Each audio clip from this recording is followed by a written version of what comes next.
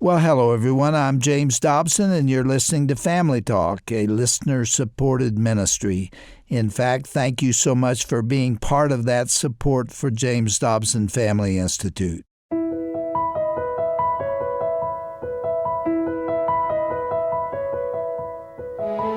Well, welcome to Family Talk. I'm Roger Marsh. Today's topic is one that's very sensitive in nature, and it's intended for mature audiences.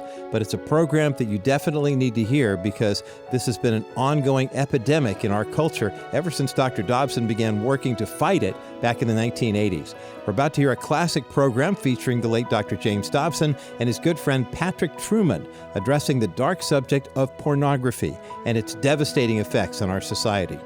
The multi-billion-dollar industry, pornography, is literally stealing our children, destroying marriages, and casting adrift an entire generation. Did you know that most young people are unintentionally exposed to explicit content before they reach their teenage years? And once these images are viewed, they are literally seared into the mind. In other words, you can't unsee them. Patrick Trueman is president of the National Center on Sexual Exploitation and has dedicated decades to fighting this battle. Again, as I mentioned at the start, parental discretion is strongly advised for the mature content in today's program. And now here is Dr. James Dobson to introduce Patrick Trueman in a conversation on pornography, a public health crisis, on today's edition of Family Talk.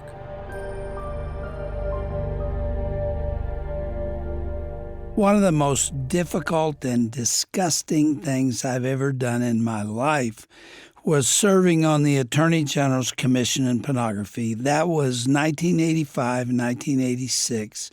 I didn't even know if I was going to survive that. I don't think I would have if it hadn't been for Alan Sears, who was the executive director of the commission.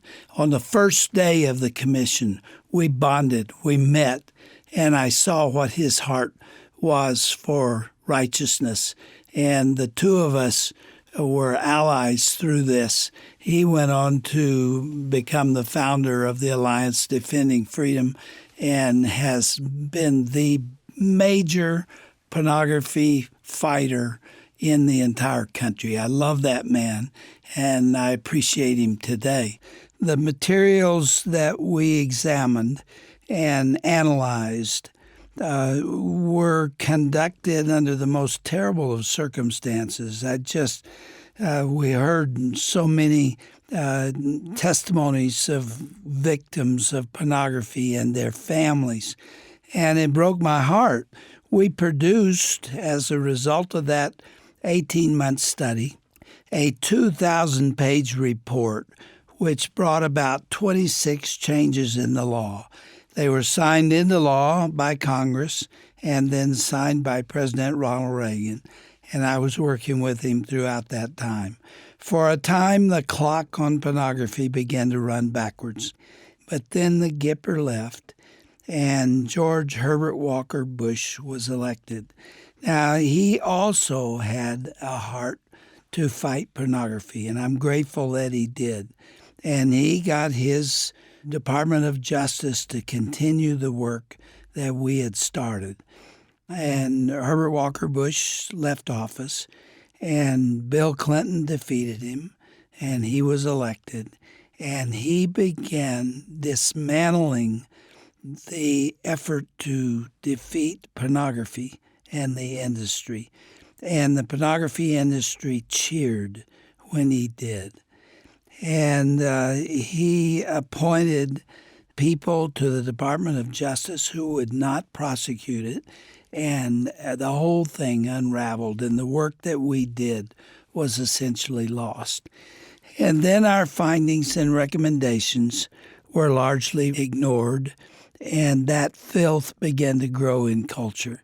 And because the internet came in at that time, there was no stopping it. Fast forward now many years, and everywhere you look is evidence of the pornification of America. It's in the movies. You see it in magazine covers, at every grocery store, every checkout line. And you even see it in many of the fashions sold to young girls. In fact, young girls and boys are the ones exploited and damaged by it. Everywhere there are sexualized images targeting younger and younger children. But there are many people starting to wake up to the danger that we warned about all those years ago. It has a devastating effect, especially on boys who are captured and held in addictions, many of them for the rest of their life, having stumbled on this stuff on the internet.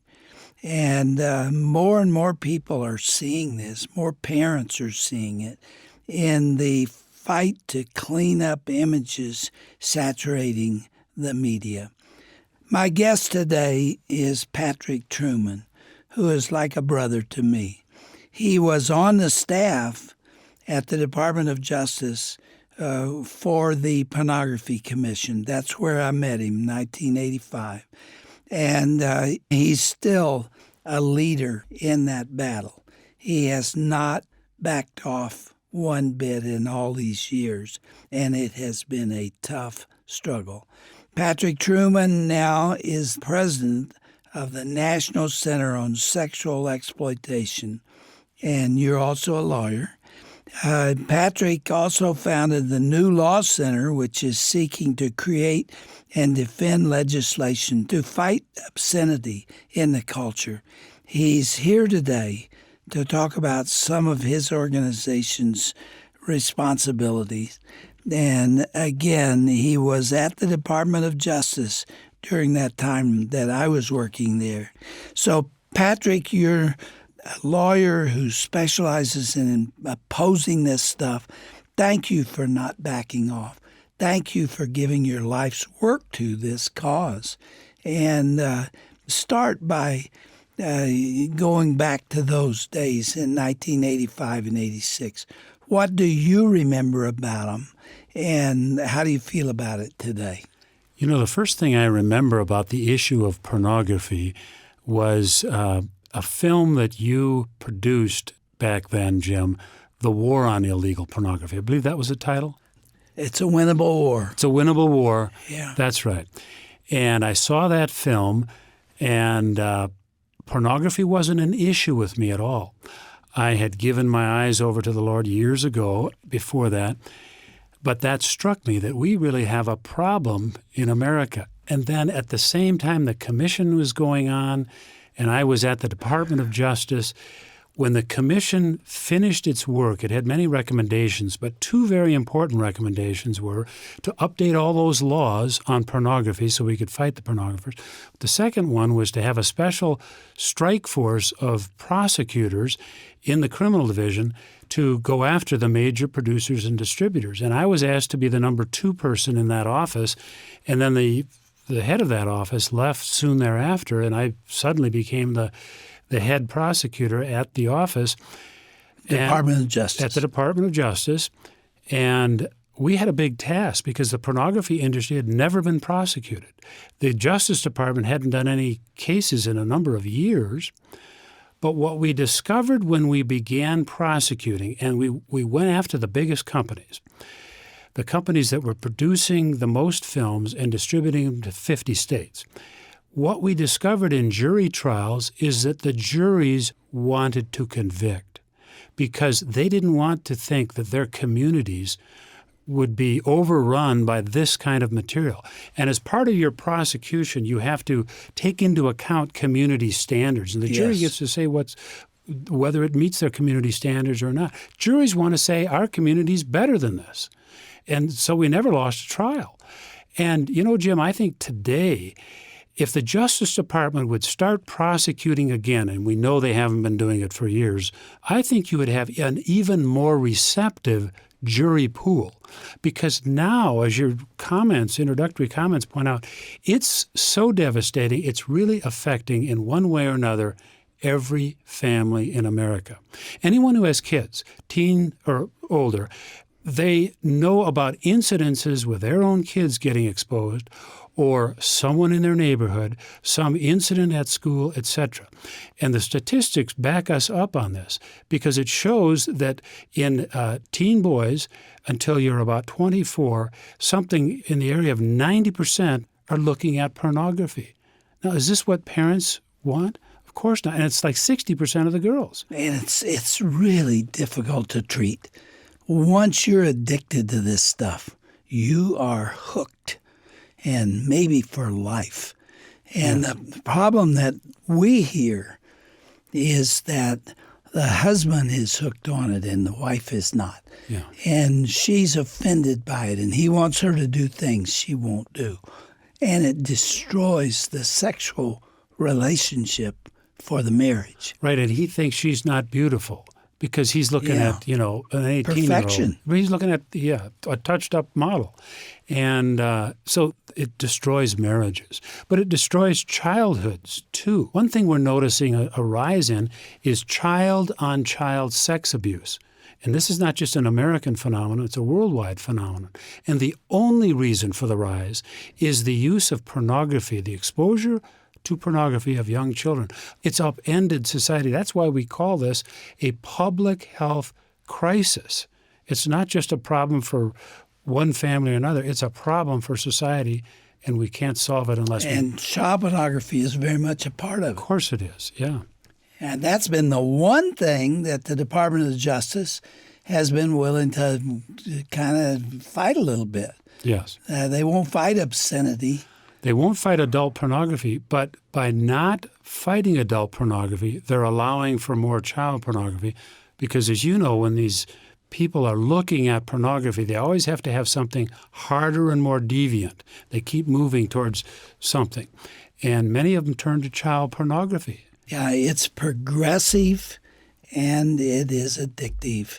And it marches you down the road, as you said, toward harder and more violent and more gross images.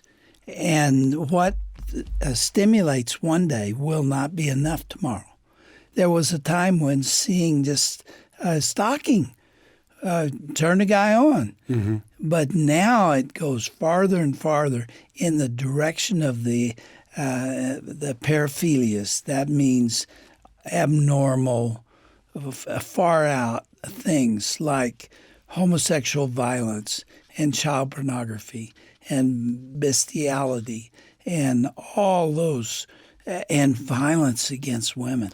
That's where Ted Bundy got his addiction. He told me that the night before he died. There's a study out a few years back, Dr. Anna Bridges and her team, they looked at the top 50 most popularly sold porn films in America. And they went scene by scene in it and discovered that 88% of the scenes in those top 50 movies depicted sexual violence against women. Yeah. Now, so when we see the sexual violence in society, we don't have to ask where it comes from. We're training young people on sexual violence. And what does it say about our society when we have such high numbers of young men looking at pornography and we know what they're looking at? Sexual violence against women.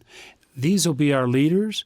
These will be our ministers, our politicians.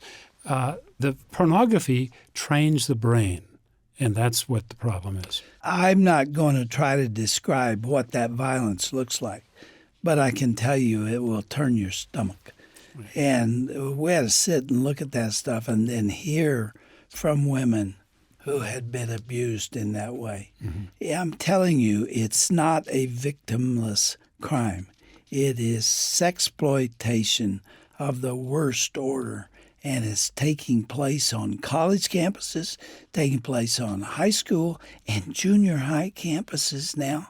You know, the graphicness of Scripture will tell you just how evil sin is and how wicked sin is and how wicked immorality is. And it has never been more true of other forms of sin than this one, because it goes to the heart of human nature and the human soul. Yes. And we try to talk at our organization, National Center on Sexual Exploitation, about the seamless continuum of exploitation. When we're feeding kids the sexually exploitive imagery as kids, the Cosmopolitan magazine that they see in the checkout counter, and what's on television and whatnot. And then, they're in grade schools, and parents are giving their kids a cell phone in grade school. And they have some excuse, he needs to call me to make sure he gets a ride home. And the phone is unfiltered, but the kids are talking about sex, and they look it up, and they get it there. And then, you're on the college campuses in the next part of your life. And pornography is on the walls, it's everywhere, and kids are experimenting. What they see, they want to do. And then, they're into the military after that, or, they're trying out prostitution. In numbers, college kids are. And with prostitution comes sex trafficking. They don't ask whether the person is a traffic victim or not. So you see the seamless connection between all forms of sexual exploitation, but it's the pornography that is the glue that holds it all together. How can we put into words that will help people understand how ubiquitous this pornography really is? I mean, it is everywhere. Someone at one of our annual events, Dr. Gail Dines, talked about pornography as the wallpaper of our children's lives. And that's really what it is. It is everywhere, and they know how to find it. Kids today can use the internet to go anywhere in the world. They know how to go anywhere, and they know how to go to porn sites. And the porn industry knows that about them. So they have all these free porn sites out there. And parents may not be aware of it, but it's just unlimited amounts of free pornography and every, as you said, paraphilia, whatever you're looking for, and stuff you never knew existed. But at a young age, kids, an adult can't handle this. I wouldn't want to look at this. But at a young age, what's that mind like that a child has or a teenager has? Men are made that way. I want to confess something to you, Patrick, that I feel I need to be honest about. We're all affected by it. Sure. We're all vulnerable to it. When I was a very young man, Playboy and Penthouse appealed to me. And I didn't buy them, but I would read them somewhere. And the Lord began talking to me. I get teary-eyed about it now. The Lord cared enough about me to say, that's not my will for you. Yeah. And I made a commitment. And I said, Lord, I will not touch it again. I want to tell you how vicious Satan is. But I was on a plane alone, and I was married, and I was on my way back, and I'd made that commitment, and I was living with it. And someone left in the back of the seat in front of me a brand new Hustler and a brand new Playboy. There it sat. Nobody would ever know if I picked it up. No one would ever condemn me. I was on the inside seat. And I didn't touch it, Pat. Good for you. I didn't touch it. Yeah. And I have not picked up one since. And I tell you, that's the resolve you got to have, because it'll get you. If you were looking at a congregation of 1,000 men, how many of them do you think are addicted to pornography? Well over 50%. I would guess it's over 50%. Now, addicted is a term that, people define in various ways. But let's just say this. How many have pornography in their life every day? And I'll bet it's more than 50%. I would be inclined to say it's more. More than that. I would put it at 70 and maybe 80. Yeah. And I tell you something else. We had evidence at our ministry with a hotline that pastors could call. That was the number one reason they called. Because they used to have to go into a porn shop and bring something out in a brown paper bag that people would see. Now they go in their office and say, I'm working on my sermon, and they close the door. Yes, that is a big problem. The church has a problem, Jim. Something that to be concerned about is that most churches in America, probably 90%, if a man has a pornography problem and he goes to that church to find some literature, some help, He gets nothing. There's no literature about the pornography problem, nothing that tells him who the local counselors are or what they can do to solve that problem. And the man's suffering with his work. He's suffering with his marriage. He looks on women every place he goes in a way that he shouldn't, but he wants help. Shouldn't the church be the first place that you could get help? But here in America, it isn't.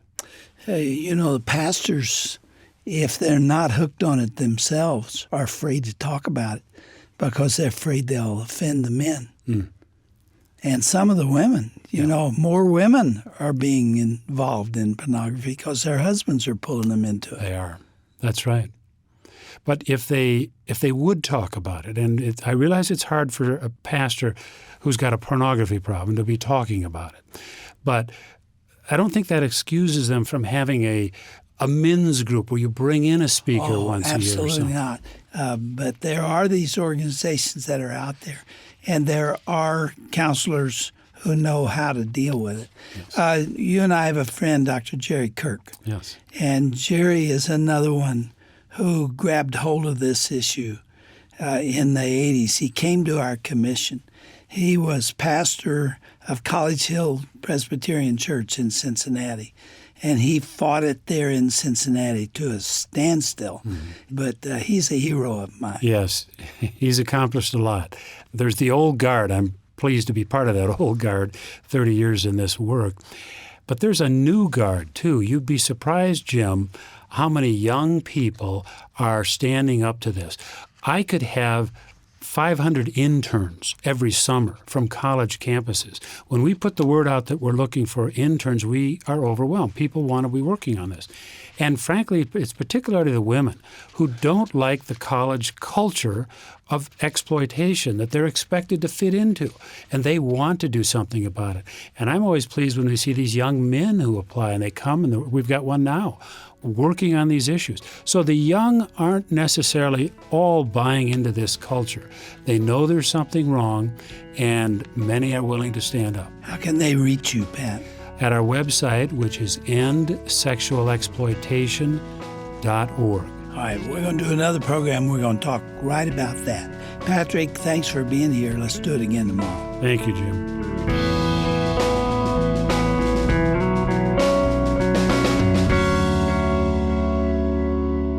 Dr. Dobson's vulnerable confession about his own struggles with temptation and his decisive choice to walk away from those magazines on that airplane reminds us that victory over pornography requires both divine strength and personal resolve.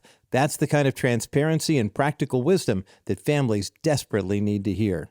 You've been listening to Dr. James Dobson's Family Talk, featuring a sobering conversation with Dr. Dobson and his good friend and colleague Patrick Trueman, discussing pornography's devastating impact on our culture. Now, if you missed any portion of today's broadcast, or if you'd like to share it with someone who needs to hear this message, go to drjamesdobson.org/Family Talk. The mission of the Dr. James Dobson Family Institute has never been more urgent than it is today. With cultural forces working overtime to undermine everything we hold dear, your partnership enables us to be a beacon of truth in the darkness. Through these broadcasts, we're reaching families who desperately need hope and practical guidance rooted in God's Word. But we can't do this work alone. When you support the Dr. James Dobson Family Institute, you're investing in the next generation's future and helping preserve the values that make families strong. To make a secure donation, visit drjamesdobson.org. That's drjamesdobson.org. Or call us at 877-732-6825. That's 877-732-6825. You can also send a donation through the U.S. Postal Service. Our ministry mailing address is Dr. James Dobson's Family Talk, P.O. Box 39,000, Colorado Springs, Colorado, the zip code 80949. Well, I'm Roger Marsh, inviting you to join us again next time for part 2 of this conversation featuring Dr. James Dobson and Patrick Trueman, discussing how pornography has truly become a public health crisis. That's coming your way on the next edition of Dr. James Dobson's Family Talk, the voice you can still trust for the family you love.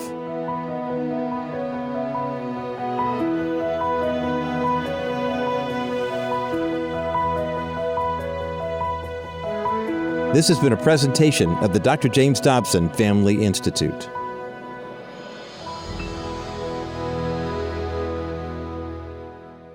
Does your home provide an emotional safe harbor for your children, a place where they feel protected and nurtured? With today's Dr. Dobson Minute, here's Dr. James Dobson. A classic study of child-rearing practices followed over 1,500 boys from pre-adolescence through young adulthood and produced 3 very interesting findings. First, when love and appreciation are communicated to children, their self-esteem grows. Now, that's not so surprising, perhaps, but the second finding was the parents of the high self-esteem children were not only strict, but consistent in their discipline as well. If children find that rules at home are not being enforced, they often assume it's because no one cares enough to get involved. The third ingredient that marked the homes of the high self-esteem children was openness.